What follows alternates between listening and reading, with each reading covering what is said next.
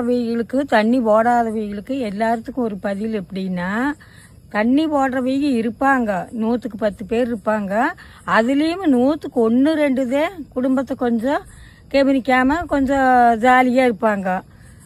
அது பொம்பளைகளுக்கு யாருக்குமே ஆதங்கம் இருக்குது, கஷ்டமாகத்தான் இருக்குது. குழந்தைகளை கவனிக்கிறது, குடும்பத்தை கவனிக்கிறது, அப்படி இருக்கிற பொம்பளைகளுக்கு ஆம்பளை கண்டுக்காமல் இருந்தால் கஷ்டமாகத்தான் இருக்குது.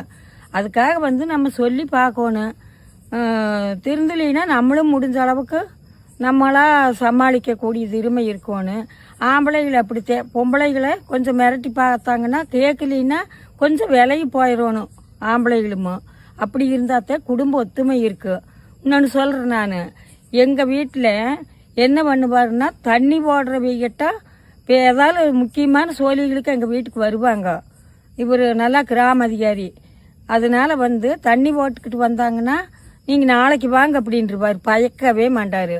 அப்படி வாழ்ந்ததுனால நான் சொல்கிறேன். ஆனால் எல்லா ஆம்பளைகளும் மோசமாக இருக்க மாட்டாங்க. தண்ணி போட்டாலும் போடாட்டியும் குடும்பத்தை கவனிக்கிற ஆம்பளையும் நிறைய இருக்கிறாங்க.